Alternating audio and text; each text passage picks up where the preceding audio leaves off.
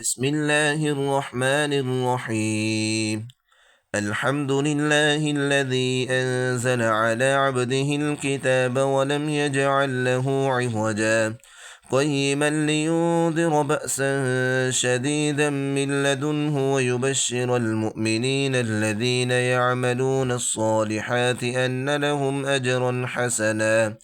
ماكثين فيه أبدا وينذر الذين قالوا اتخذ الله ولدا ما لهم به من علم ولا لآبائهم كبرت كلمة تخرج من أفواههم إن يقولون إلا كذبا فلعلك باخع نفسك على آثارهم إن لم يؤمنوا بهذا الحديث أسفا إنا جعلنا ما على الأرض زينة لها لنبلوهم أيهم أحسن عملا وإنا لجاعلون ما عليها صعيدا جرزا أم حسبت أن أصحاب الكهف والرقيم كانوا من آياتنا عجبا إذ أوى الفتية إلى الكهف فقالوا ربنا آتنا من لدنك رحمة وهيئ لنا من أمرنا رشدا فضربنا على آذانهم في الكهف سنين عددا ثم بعثناهم لنعلم أي الحزبين أحصى لما لبثوا أمدا نحن نقص عليك نبأهم بالحق إنهم فتية آمنوا بربهم وزدناهم هدى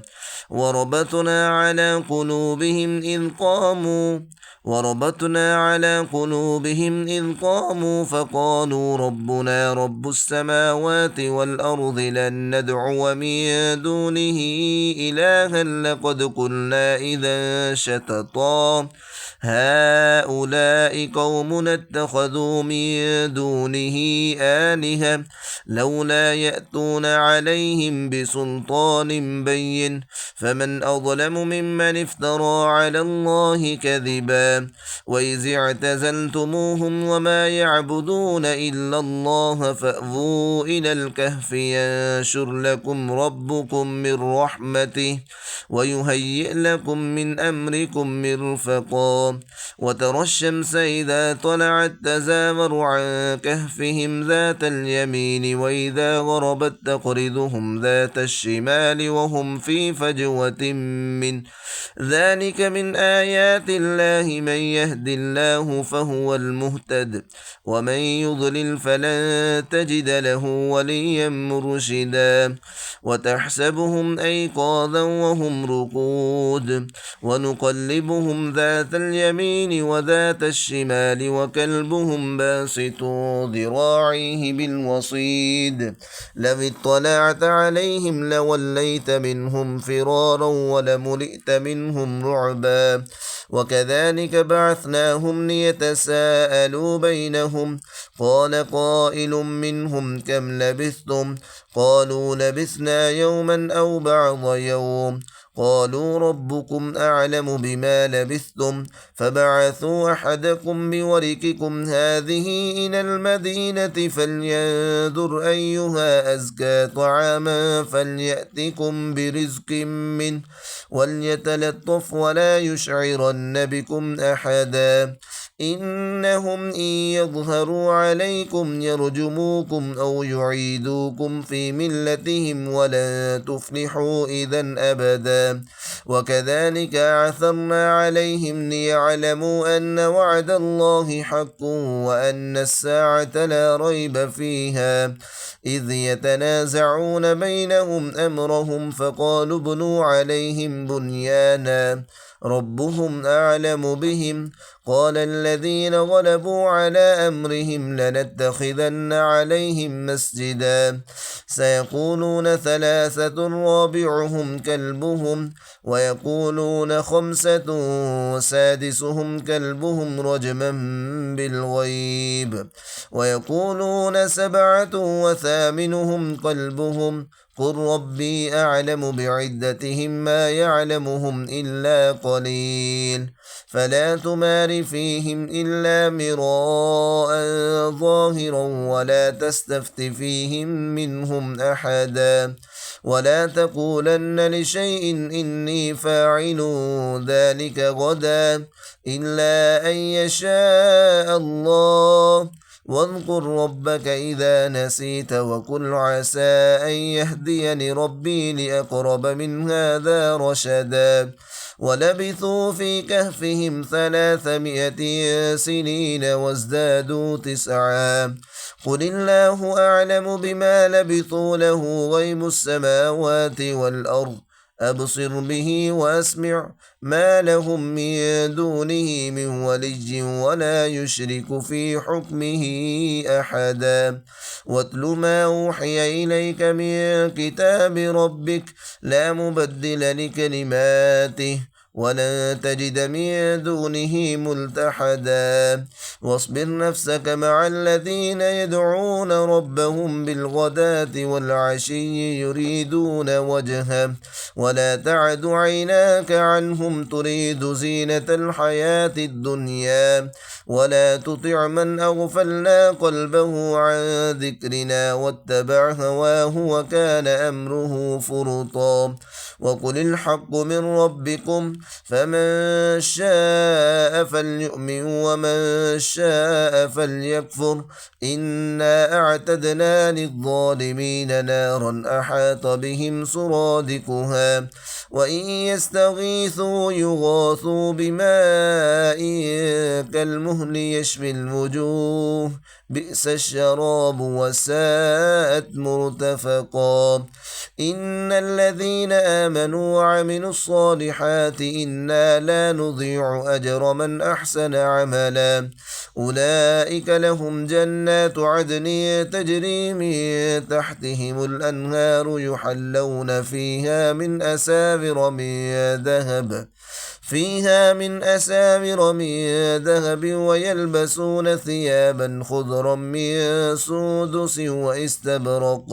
واستبرق متكئين فيها على الأرائك نعم الثواب وحسنت مرتفقا واضرب لهم مثلا رجلين جعلنا لأحدهما جنتين من أعناب وحفظناهما بنخل وجعلنا بينهما زرعا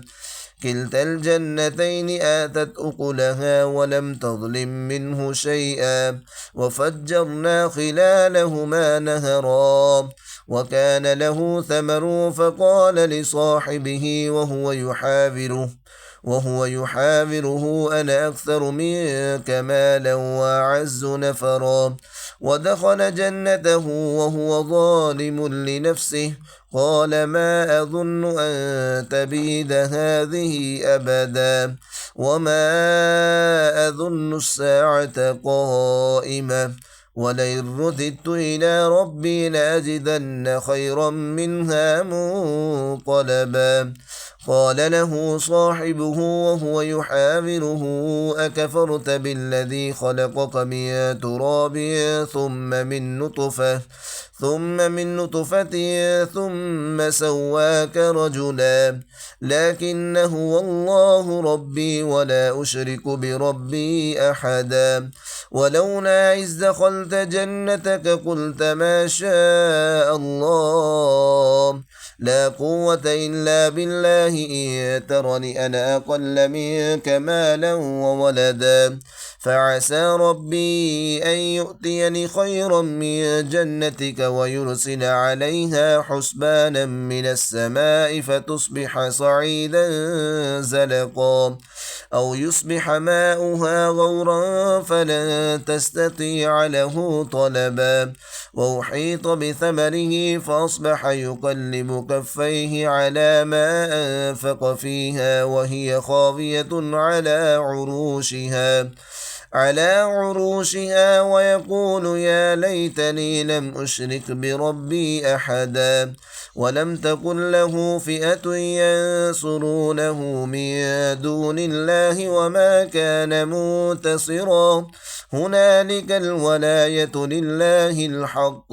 هو خير ثوابا وخير عقبا واضرب لهم مثل الحياة الدنيا كماء إن أنزلناه من السماء فاختلط به نبات الأرض فأصبح هشيما تذروه الرياح وكان الله على كل شيء مقتدرا المال والبنون زينة الحياة الدنيا والباقيات الصالحات خير عند ربك ثوابا وخير أملا ويوم نسير الجبال وترى الأرض بارزة وحشرناهم فلم نغادر منهم أحدا وعرضوا على ربك صفا لقد جئتمونا كما خلقناكم أول مرة بل زعمتم أن لن نجعل لكم موعدا ووضع الكتاب فترى المجرمين مشفقين مما فيه ويقولون يا ويلتنا ما لهذا الكتاب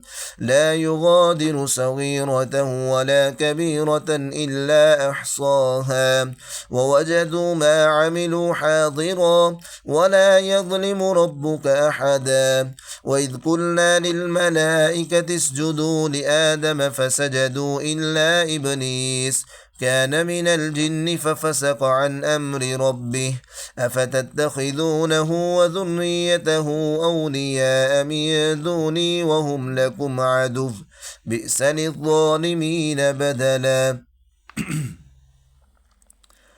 ما أشهدتهم خلق السماوات والأرض ولا خلق أنفسهم وما كنت متخذ المضلين عزدا ويوم يقول نادوا شركائي الذين زعمتم فدعوهم فلم يستجيبوا لهم وجعلنا بينهم موبقا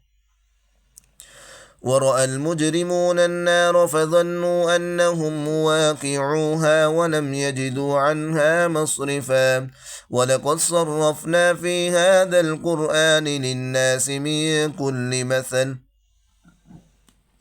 وكان الإنسان أكثر شيء جدلا وما منع الناس أن يؤمنوا إذ جاءهم الهدى ويستغفروا ربهم إلا أن تأتيهم سنة الأولين أو يأتيهم العذاب قبلا وما نرسل المرسلين إلا مبشرين ومنذرين ويجادل الذين كفروا بالباطل ليدحضوا به الحق واتخذوا آياتي وما أنذروا هزوا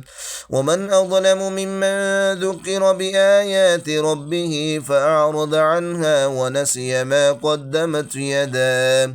إنا جعلنا على قلوبهم أكنة أن يفقهوه وفي آذانهم وقرا وإن تدعهم إلى الهدى فلن يهتدوا إذا أبدا وربك الغفور ذو الرحمة لو يؤاخذهم بما كسبوا لعجل لهم العذاب بل لهم موعد لن يجدوا من دونه موئلا وتلك القرى أهلكناهم لما ظلموا وجعلنا لمهلكهم موعدا وإذ قال موسى لفتاه لا أبرح حتى أبلغ مجمع البحرين أو أمضي حقبا فلما بلغا مجمع بينهما نسيا حوتهما فاتخذ سبيله في البحر سربا فلما جاوزا قال لفتاه آتنا وداءنا لقد لقينا من سفرنا هذا نصبا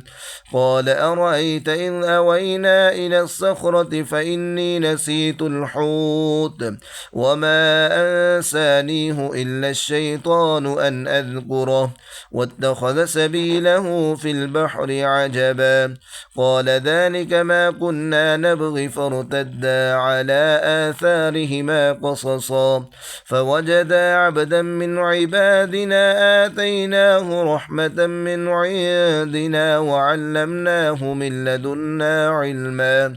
قال له موسى هل أتبعك على أن تعلمني مما علمت رشدا قال إنك لن تستطيع معي صبرا وكيف تصبر على ما لم تحط به خبرا قال ستجدني إن شاء الله صابرا ولا أعصي لك أمرا قال فإن اتبعتني فلا تسألني عن شيء حتى أحدث لك منه ذكرا فانطلقا حتى إذا ركبا في السفينة خرقها قال خرقتها لتغرق أهلها لقد جئت شيئا إمرا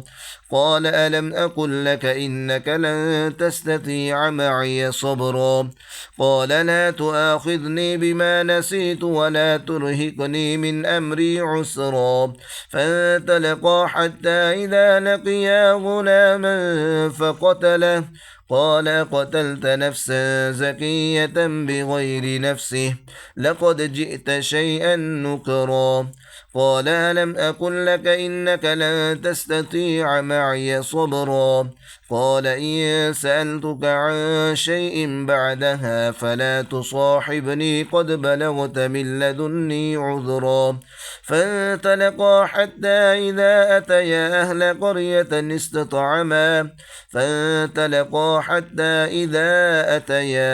قرية استطعما أهلها فأبوا أن يضيفوهما فوجدا فيها جدارا يريد أن ينقض فأقامه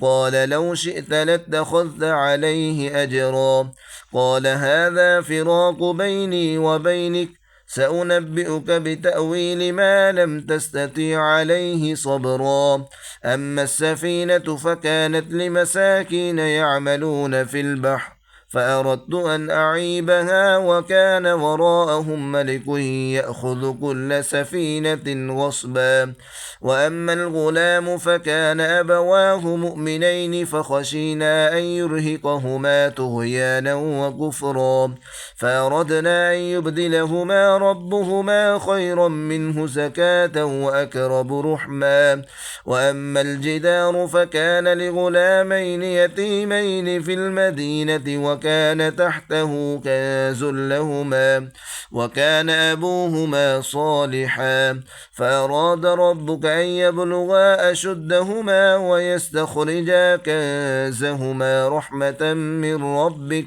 وما فعلته عن أمري ذلك تأويل ما لم تستطع عليه صبرا ويسألونك عن ذي القرنين قل سأتلو عليكم منه ذكرا إنا مكنا له في الأرض وآتيناه من كل شيء سببا فأتبع سببا حتى إذا بلغ مغرب الشمس وجدها تغرب في عين حمئة ووجد عندها قوما قلنا يا ذا القرنين إما أن تعذب وإما أن تتخذ فيهم حسنا قال أما من ظلم فسوف نعذبه ثم يرد إلى ربه فيعذبه عذابا نكرا وأما من آمن وعمل صالحا فله جزاء الحسنى وسنقول له من أمرنا يسرا ثم أتبع سببا حتى إذا بلغ مطلع الشمس وجدها تطلع على قوم لم نجعل لهم من دونها سترا كذلك وقد أحطنا بما لديه خبرا ثم أتبع سببا حتى إذا بلغ بين السدين وجد من دونهما قوما لا يكادون يفقهون قولا قالوا يا ذا القرنين أن